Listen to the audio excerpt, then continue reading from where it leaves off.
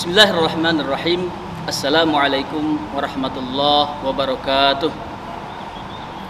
Alhamdulillahi rabbil alamin. Hamdan na'imin, hamdan syakirin, hamdan yuafi ni'amahu wa yukafi'u mazidah. Ya Rabbana lakal hamdu wa lakal syukru kama yanbaghi li jalali wajhikal karim wa 'azimi sultanik. Wa ashhadu an la ilaha illa anta wahdaka la syarika lak. Wa ashhadu anna sayyidana wa habibana wa maulana Muhammad sallallahu alaihi wa ala alihi wa sahbihi wa sallim. Ya Rabb, ij'alna bi barakati salati alaihi minal faizin wa ala hawdihi minal waridin syaribin. Allahumma la tahrimna ru'yahu tarfata ainin wa la aqalla min dhalik. Amin ya Allah ya Rabbal Alamin. Para pemirsa hadirin yang dirahmati Allah Subhanahu wa taala, pada hari ini, di hari yang berbahagia ini, marilah kita sama-sama memanjatkan puji syukur kita kepada Allah Subhanahu wa taala seraya mengucapkan alhamdulillahirabbil alamin atas limpahan berkah, limpahan nikmat dan karunia dari Allah Subhanahu wa taala. Salawat beserta salam marilah kita sama-sama curah limpahkan kepada baginda besar Nabi besar Muhammad sallallahu alaihi wasallam, kepada keluarganya, para sahabatnya dan para pengikutnya, termasuk kita insyaallah. Mudah-mudahan kita mendapatkan syafaatul uzma fi yaumil qiyamah. Amin ya Allah ya rabbal alamin. Hadirin yang dirahmati oleh Allah Subhanahu wa taala, pada kesempatan ini kita akan mengupas tentang fadilah atau keutamaan dan manfaat daripada doa Nabi Yunus alaihissalam. Nabi Yunus alaihissalam adalah salah satu daripada para nabi yang disebutkan dalam beberapa surat dalam Al-Quranul Karim. Beliau adalah seorang nabi yang diutus oleh Allah kepada suatu kaum yang ada di kampung namanya Nainawa, yang sekarang ini berada di provinsi Mosul dekat Karbala di Irak sebelah sana. Kaum Nabi Yunus ini adalah kaum musyrikin, mereka menyembah berhala. Oleh karenanya Allah mengutus Nabi Yunus untuk mengajak mereka kepada ketauhidan, untuk mengesahkan Allah Subhanahu wa taala, bahwa tiada Tuhan yang berhak untuk disembah melainkan Allah Subhanahu wa taala. Buku-buku sejarah atau para muarikhin menyebutkan bahwa beliau berdakwah di kampung Nainawa ini selama kurang lebih 33 tahun, di mana selama 33 tahun itu beliau mengajak kaum musyrikin atau umatnya untuk mentauhidkan Allah Subhanahu wa taala. Namun disebutkan bahwa hanya ada sekitar 2 orang saja selama 33 tahun itu beliau mengajak atau menyeru kepada kaumnya untuk mentauhidkan Allah Subhanahu wa taala. Keadaan seperti ini mengakibatkan atau menyebabkan Nabi Yunus murka atau marah. Beliau adalah seorang nabi, namun tidak lepas daripada sifat kemanusiaannya. Beliau juga adalah manusia seperti kebanyakan manusia atau seperti manusia lainnya, yaitu memiliki sifat-sifat kemanusiaan, sifat marah, temperamental. Tapi beliau juga merupakan seorang nabi yang meskipun temperamental, beliau juga cepat kembali lagi, cepat reda atau ridho lagi terhadap keadaan yang ada. Namun pada situasi ini pendustaan kaum atau umat Nabi Yunus ini menyebabkan Nabi Yunus marah besar, sehingga beliau meninggalkan kaumnya tanpa seizin Allah Subhanahu wa taala, sehingga diabadikan oleh Allah dalam surat Al-Anbiya ayat 87. Allah berfirman, a'udzubillahi minasyaitonir rajim. Wa dhannuni idz dhahaba mughadiban fadhanna an lan naqdira alaihi. Disebutkan bahwa ingatlah cerita atau kisah Nabi Yunus atau Nun, Nabi Yunus alaihissalam, ketika ia pergi meninggalkan kaumnya dalam keadaan marah, dalam keadaan emosi. Fadhanna allan naqdiru alaih. Allah berfirman bahwa ia menyangka bahwa aku atau kami, kata Allah Subhanahu wa taala, tidak akan mempersempitnya atau menyulitkannya. Ini berbeda dengan kondisi atau situasi yang dihadapi oleh Nabi Nuh alaihissalam. Beliau berumur hampir 1000 tahun lamanya dan berdakwah selama ratusan tahun. Namun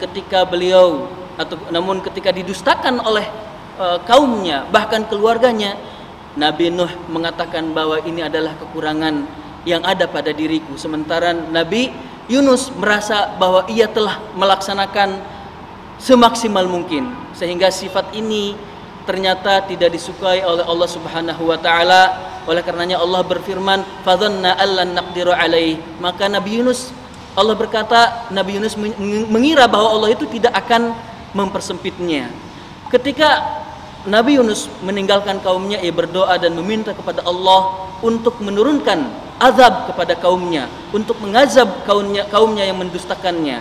Sehingga ketika Nabi Yunus meninggalkan tempat tersebut, kaumnya sudah mulai melihat tanda azab dari Allah Subhanahu wa taala, sehingga mereka mencari-cari Nabi Yunus namun tidak ditemukan, dan mereka mengumpulkan anak-anaknya, keluarganya, yang tua, yang muda, anak-anak, bayi dan hewan peliharaan, dan mereka pun pergi ke padang pasir untuk memohon ampunan dan taubat dari Allah Subhanahu wa taala. Mereka meyakini bahwa apa yang disampaikan oleh Nabi Yunus itu merupakan hak, merupakan kebenaran. Kemudian Allah Subhanahu wa taala akhirnya menerima taubat mereka, dan Allah Subhanahu wa taala tidak menimpakan kepada kaum Nabi Yunus ini azab seperti yang didoakan oleh Nabi Yunus. Nabi Yunus tidak tahu kalau kaumnya ini sudah bertaubat dan beriman kepadanya dan beriman kepada Allah Subhanahu wa taala, karena beliau setelah dari padang pasir beliau menuju ke arah pantai, ke arah laut, dan di sana beliau bertemu dengan sekelompok orang yang akan bepergian melalui kapal laut tersebut.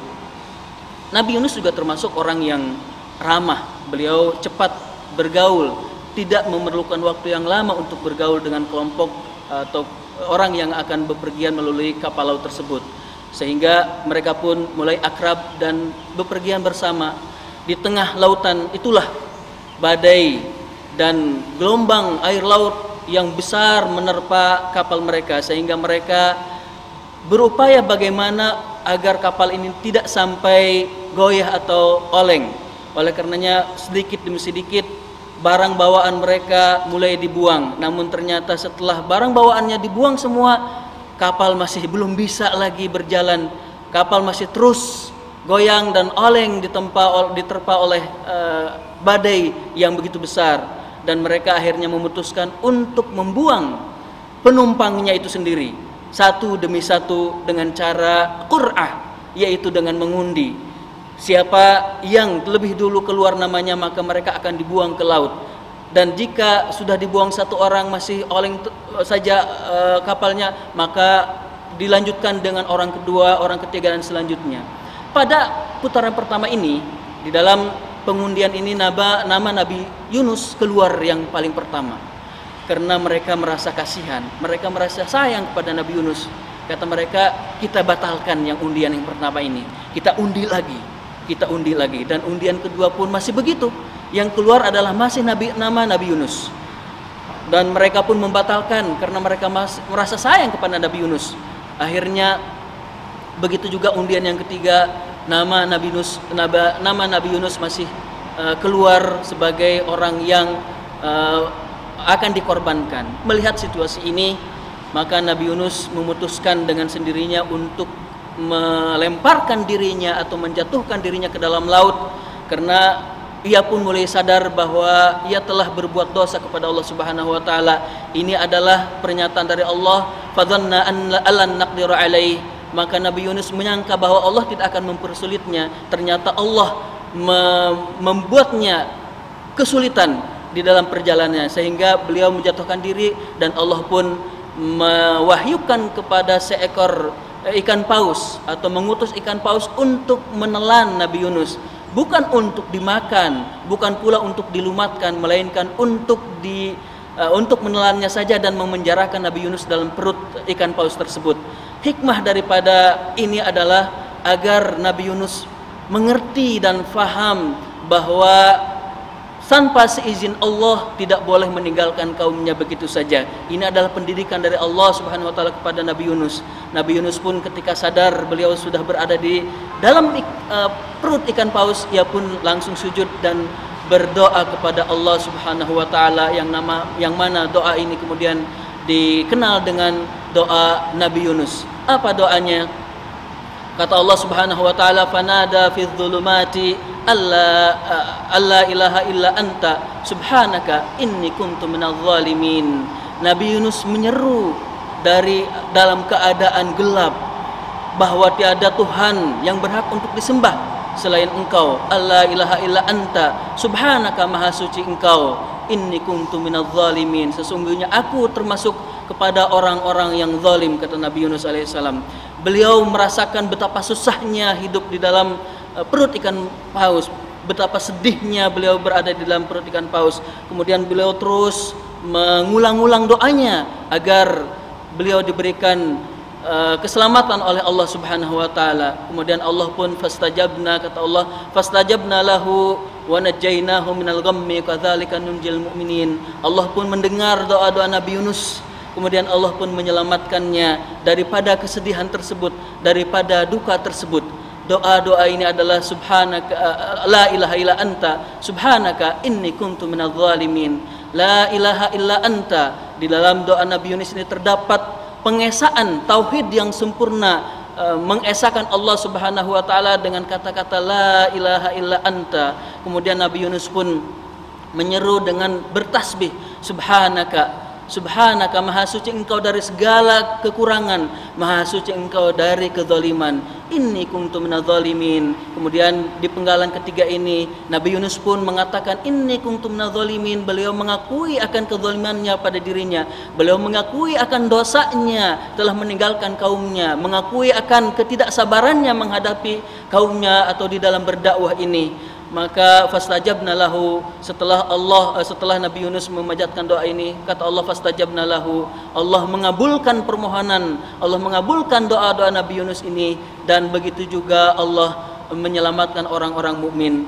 Hadirin yang dirahmati Allah Subhanahu wa taala, dari doa-doa ini kita dapat memetik suatu faidah atau suatu keutamaan daripada doa-doa Nabi Yunus itu. Yang pertama, bahwa di dalam doa ini terkandung adab dan etika berdoa kepada Allah Subhanahu wa taala dan penyebab atau sebab-sebab daripada dikabulkannya doa kita oleh Allah Subhanahu wa taala.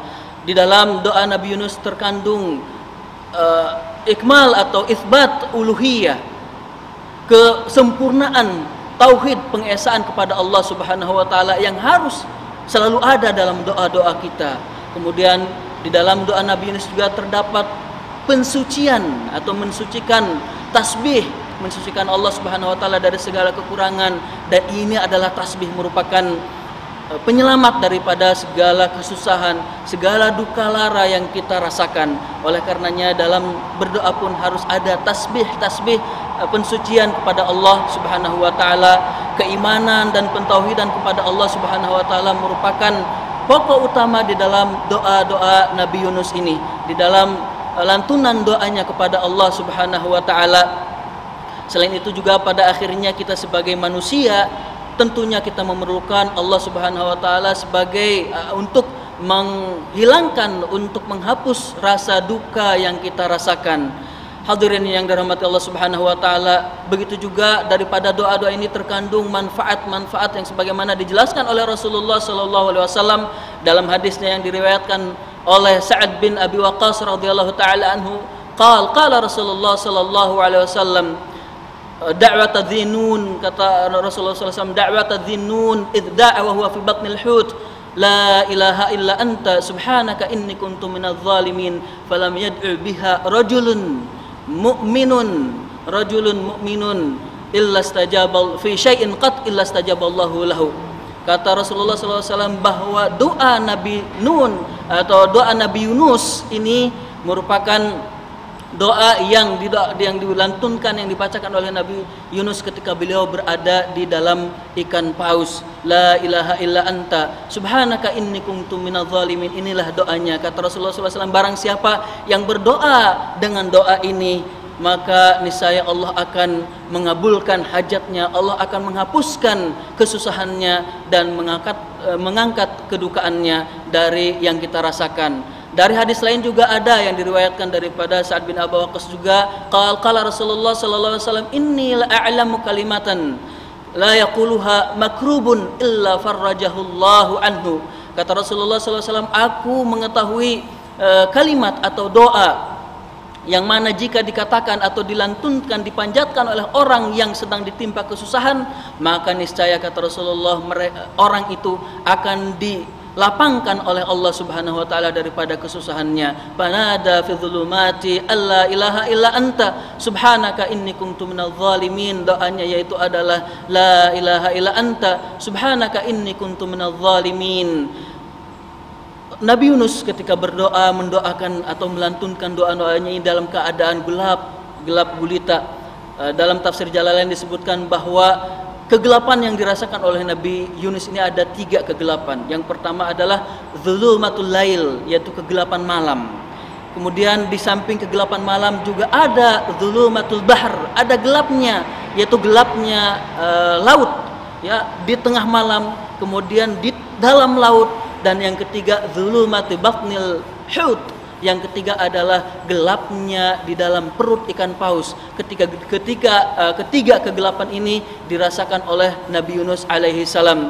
Di dalam doa Nabi Yunus terkandung adab atau etika kita ketika berdoa kepada Allah Subhanahu wa taala. Disebutkan di situ la ilaha illa anta, bahwa pertama kali yang kita panjatkan sebelum kita memohon kepada Allah Subhanahu wa taala, memohon hajat kita, maka terlebih dahulu doa kita itu kita awali dengan tauhid, yaitu mengesahkan Allah Subhanahu wa taala.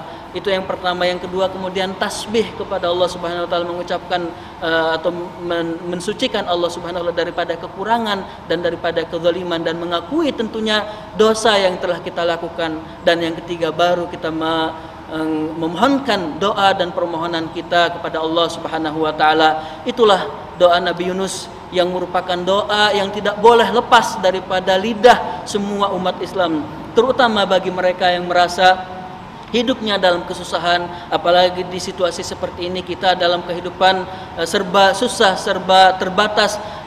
Oleh karenanya mari kita sama-sama berdoa kepada Allah Subhanahu wa taala, mudah-mudahan amal ibadah kita pertama kali diterima oleh Allah Subhanahu wa taala. Yang kedua, semua kesedihan, semua kedukaan atau kesusahan yang kita rasakan juga Allah hapuskan dari diri kita, dan mudah-mudahan semua hajat kita dikabulkan oleh Allah Subhanahu wa taala. La ilaha illa anta subhanaka inni kuntu minadz zalimin. Itulah yang dapat kami sampaikan. Wabillahi taufiq wal hidayah. Wassalamualaikum warahmatullahi wabarakatuh.